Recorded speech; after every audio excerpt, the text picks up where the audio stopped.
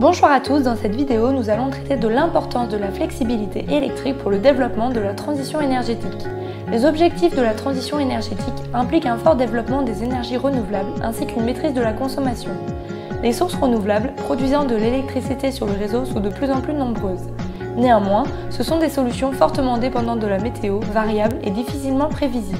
Également, avec la croissance des ENR, les consommateurs, au-delà de soutirer de l'électricité du réseau, en injectent également. En parallèle, la consommation électrique française augmente, notamment en raison des usages électriques prépondérants en France. Ces usages ne vont pas diminuer avec par exemple la forte augmentation des véhicules électriques.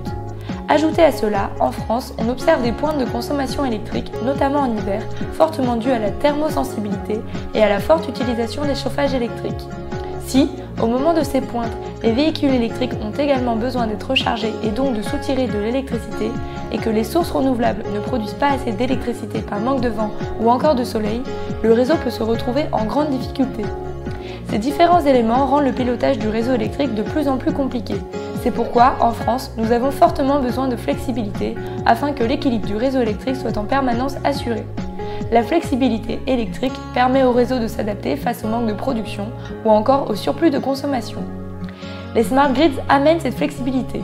Le développement des smart grids, c'est-à-dire la numérisation et la modernisation du réseau électrique, permet de plus en plus au réseau d'activer de la flexibilité lorsqu'il en a besoin.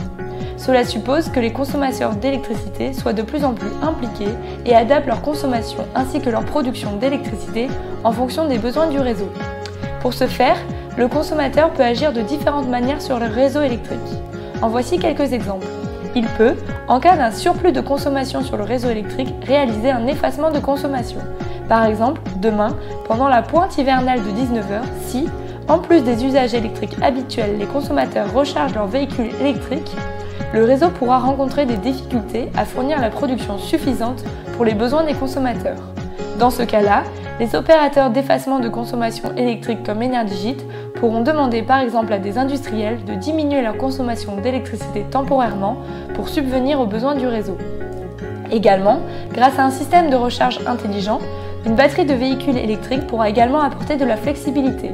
Un consommateur pourra décider de recharger sa batterie à un autre moment que pendant les pointes de consommation et ainsi décalera son appel de soutirage sur le réseau et consommera à un meilleur moment, permettant ainsi de ne pas engager le réseau électrique.